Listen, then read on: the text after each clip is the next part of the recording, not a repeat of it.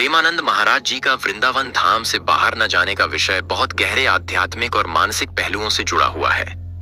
यह सवाल उनके जीवन के उद्देश्य, साधना और ब्रजभूमि से उनके गहरे जुड़ाव को समझने में मदद करता है। प्रेमानंद महाराज जी का वृंदावन में ही रुकने और बाहर न जाने का निर्णय उनके आत्मिक यात्रा, भक्ति और भगवान श्री कृष्ण के प्रति उनके निष्ठा को प्रकट करता है। आइए इस विषय पर विस्तार से विचार करें। की वृंदावन धाम की विशेषता। वृंदावन, जो भगवान श्री कृष्ण की लीलाओं का स्थल है, भारतीय धार्मिकता में अत्यधिक पवित्र और महत्वपूर्ण स्थान रखता है। यह स्थल न केवल भक्तों के लिए बल्कि योगियों और साधकों के लिए भी एक विशेष स्थान है। वृंदावन वह स्थान है जहां श्री कृष्ण ने अपनी बाल लीलाएं, रास लीलाएं और अनेक दिव्य कार्य किए थे। यही कारण है कि वृंदावन को धाम, धार्मिक स्थान के रूप में देखा जाता है, जो आत्मा की शांति और भगवान के साथ एकात्मता की ओर मार्गदर्शन करता है। प्रेमानंद महाराज जी के लिए वृंदावन सिर्फ एक भौतिक स्थान नहीं है, बल्कि यह उनके आध्यात्मिक जीवन का केंद्र है। यह वह स्थान है जहां वे भगवान श्री कृष्ण के साथ अपने संबंध को महसूस करते हैं और उनकी दिव्य कृपा का अनुभव करते हैं। जब एक साधक इस प्रकार के स्थान से जुड़ता है तो उसकी भावनाएं और भक्ति अधिक गहरी हो जाती हैं और उसे किसी अन्य स्थान की आवश्यकता नहीं होती। 2. भक्ति का पूर्ण रूप। प्रेमानंद महाराज जी की भक्ति केवल रस्मों या धार्मिक क्रियाओं तक सीमित नहीं है, बल्कि यह एक गहरी आंतरिक साधना है। वे ब्रज भूमि को भगवान श्री कृष्ण की पवित्र भूमि मानते हैं और उनका जीवन इस भूमि के प्रति समर्पित है। यह भूमि न केवल भक्ति की साधना के लिए उपयुक्त है, बल्कि इसमें व्यक्ति की आत्मा को शांति और परम सुख की प्राप्ति होती है। वृंदावन में रहकर वे भगवान श्री कृष्ण के दर्शन, भजन, कीर्तन और साधना में लीन रहते हैं। इसके अलावा यहाँ के वातावरण में उनका मन और आत्मा दोनों कृष्ण के प्रेम में रम जाते हैं। उन्हें किसी अन्य तीर्थ स्थान की आवश्यकता नहीं लगती, क्योंकि वे मानते हैं कि जहां कृष्ण है वही सच्चा तीर्थ है। 3. ब्रजभूमि का आध्यात्मिक महत्व। ब्रजभूमि को विशेष रूप से भगवान श्री कृष्ण की लीलाओं के कारण जाना जाता है। यह भूमि भगवान श्री कृष्ण के बचपन, युवावस्था और रासलीला का स्थल है।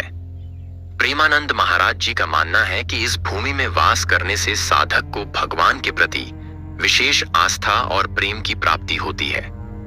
वे इस भूमि में निवास करते हुए भगवान की उपासना में तल्लीन रहते हैं और इस भूमि की पवित्रता को महसूस करते हैं।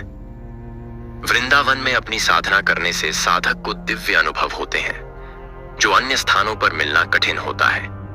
इसलिए प्रेमानंद महाराज जी ने वृंदावन धाम को ही अपना स्थायी निवास स्थान चुना है। 4. आध्यात्मिक उद्देश्य और ब्रह्म ज्ञान।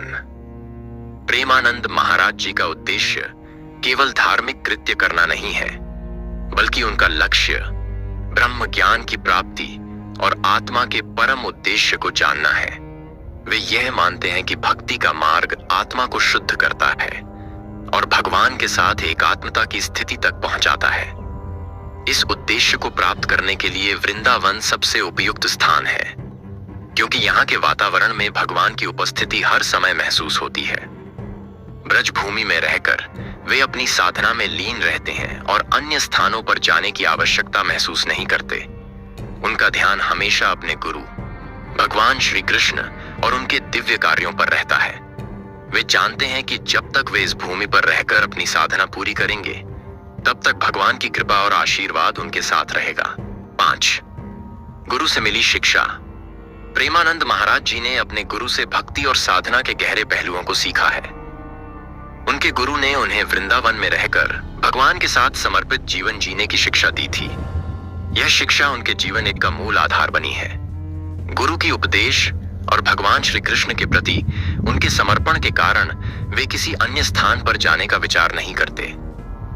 उनका मानना है कि एक साधक को हमेशा अपने गुरु की शिक्षा का पालन करते हुए उसी स्थान पर रहना चाहिए जहां उसे दिव्य अनुभव हो। वृंदावन में रहकर उन्हें यही अनुभव मिलता है और इसलिए वे यहां से बाहर नहीं जाते। 6. साधना की गहराई और तात्विक दृष्टिकोण। प्रेमानंद महाराज जी का जीवन साधना से पूर्ण है। उनका उद्देश्य आत्मा के परम उद्देश्य की प्राप्ति है और इसके लिए वे हर दिन श्री कृष्ण की उपासना और ध्यान में लीन रहते हैं। यह साधना केवल बाहरी रूप से नहीं होती, बल्कि उनकी आत्मा हर पल कृष्ण के प्रेम में बसी रहती है। वृंदावन में रहने से उनकी साधना और भी गहरी और प्रभावशाली हो जाती है। उनका मानना है कि यहाँ की भूमि और वातावरण में विशिष्ट आध्यात्मिक ऊर्जा होती है जो साधक को भगवान के करीब लाती है। इस प्रकार वे अन्य तीर्थ स्थलों को नहीं जाते क्योंकि उन्हें यहाँ पूरी संतुष्टि और आंतरिक शांति मिलती है। 7. वृंदावन से आत्मिक जुड़ाव। प्रेमानंद महाराज जी का वृंदावन से गहरा आत्मिक जुड़ाव है। वे इसे केवल एक धार्मिक स्थल नहीं मानते, बल्कि इसे अपने आत्मिक घर के रूप में देखते हैं। उनका मानना है कि भगवान श्री कृष्ण की उपस्थिति हर जगह है, लेकिन वृंदावन में उसकी विशेष अनुभूति होती है। यहाँ वे भगवान के साथ संवाद करते हैं, उनके कार्यों को महसूस करते हैं और अपनी आत्मा की शुद्धि में लगे रहते हैं। इस प्रकार प्रेमानंद महाराज जी का वृंदावन से बाहर न जाना उनके आत्मिक स्तर की बात है, जो अन्य स्थानों पर उपलब्ध नहीं हो सकता। निष्कर्ष: प्रेमानंद महाराज जी का वृंदावन धाम से बाहर न जाने का निर्णय एक गहरी आध्यात्मिक साधना का प्रतीक है। उन्होंने अपने जीवन को भगवान श्री कृष्ण के चरणों में समर्पित कर दिया है और वृंदावन को अपनी आत्मिक यात्रा का केंद्र मानते हैं। उनके लिए वृंदावन ही वह स्थान है जहां वे शांति, प्रेम और परमात्मा के साथ एकात्मता का अनुभव करते हैं। यही कारण है कि वे अन्य तीर्थ स्थलों पर जाने की आवश्यकता महसूस नहीं करते। प्रेमानंद महाराज जी को लेकर यह सवाल उठता है कि क्या वे राधा रानी का रूप हैं? यह सवाल भक्ति और तात्विक दृष्टिकोण से एक गहरा और पेचीदा प्रश्न है जो कई पहलुओं पर आधारित है। इसके उत्तर को समझने के लिए हमें उनके जीवन, भक्ति और विचारधारा को ध्यान में रखना होगा। 8. राधा रानी का दिव्य रूप। हिंदू धर्म में राधा रानी को भगवान श्री कृष्ण की शाश्वत शक्ति और प्रेम की देवी माना जाता है। राधा रानी का रूप और उनका प्रेम भगवान श्री कृष्ण के साथ अत्यधिक गहरा और अनमोल होता है। राधा रानी के प्रति भक्ति और उनके दिव्य प्रेम का महत्व अद्वितीय है और उन्हें कृष्ण के प्रेम में पूरी तरह समर्पित माना जाता है। राधा रानी का रूप भक्तों के लिए एक आदर्श है, क्योंकि उनका प्रेम न केवल शारीरिक स्तर पर बल्कि आत्मिक और दिव्य स्तर पर होता है। राधा रानी का समर्पण और कृष्ण के प्रति उनका प्रेम अद्वितीय है, इसलिए वे प्रेम, करुणा और समर्पण का प्रतीक मानी जाती हैं।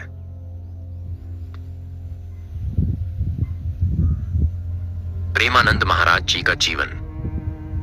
प्रेमानंद महाराज जी का जीवन पूरी तरह से कृष्ण भक्ति और साधना से जुड़ा हुआ है। वे कृष्ण के प्रति अपने प्रेम में समर्पित हैं और उनकी भक्ति में एक गहरी तल्लीनता रखते हैं। उनका जीवन एक साधक के रूप में कृष्ण के प्रेम और आशीर्वाद को महसूस करने का एक प्रयास है। हालांकि वे स्वयं राधा रानी का रूप होने का दावा नहीं करते, लेकिन उनके जीवन और भक्ति में राधा रानी के प्रेम की विशेषता स्पष्ट रूप से देखने को मिलती है। 3. राधा रानी के रूप का प्रतीक। कुछ संत जैसे कि प्रेमानंद महाराज जी राधा रानी के रूप का प्रतीक होते हैं, क्योंकि उनका जीवन और भक्ति राधा रानी के प्रेम और समर्पण के समान होता है। वे कृष्ण के प्रेम में लीन होते हुए इस प्रेम का आदान प्रदान करते हैं। प्रेमानंद महाराज जी का राधा रानी के रूप में होने का संदर्भ पद्य शाब्दिक रूप से नहीं, बल्कि उनके जीवन के दिव्य प्रेम और भक्ति में छिपा हुआ होता है। उनका जीवन राधा रानी के अद्वितीय प्रेम का एक जीवंत उदाहरण हो सकता है, लेकिन यह एक प्रतीकात्मक रूप है, न कि शारीरिक रूप में राधा रानी के पुनर्जन्म के रूप में। 4. प्रेमानंद महाराज जी का भक्ति मार्ग। प्रेमानंद महाराज जी की भक्ति का मार्ग कृष्ण के प्रति पूर्ण समर्पण और प्रेम में आधारित है। उनका उद्देश्य यही है कि वे अपने साधकों और भक्तों को कृष्ण के प्रेम में तल्लीन कर सकें। उनके जीवन में राधा रानी के प्रेम और कृष्ण के साथ उनके रिश्ते का गहरा प्रभाव दिखाई देता है और वे इस प्रेम को अपने अनुयायियों तक पहुंचाते हैं। हालांकि प्रेमानंद महाराज जी ने कभी यह दावा नहीं किया कि वे राधा रानी का रूप हैं, लेकिन उनके जीवन की भक्ति और समर्पण राधा रानी के प्रेम से बिल्कुल मेल खाते हैं। 5. समाप्ति। अंततः प्रेमानंद महाराज जी का जीवन और उनका भक्ति मार्ग राधा रानी के दिव्य प्रेम का प्रतीक है। लेकिन वे राधा रानी का शारीरिक रूप नहीं माने जाते। वे राधा रानी के प्रेम में गहरे रूप से समर्पित हैं और यही प्रेम उनके जीवन का आधार है। इसलिए हम कह सकते हैं कि वे राधा रानी के रूप में नहीं हैं, परंतु उनका जीवन राधा रानी के प्रेम और समर्पण के आदर्श का अनुसरण करता है। इस प्रकार प्रेमानंद महाराज जी का जीवन एक गहरी भक्ति की मिसाल है, जिसमें राधा रानी के प्रेम का पूर्ण रूप से आदान प्रदान किया जाता है। लेकिन वे राधा रानी का रूप नहीं हैं।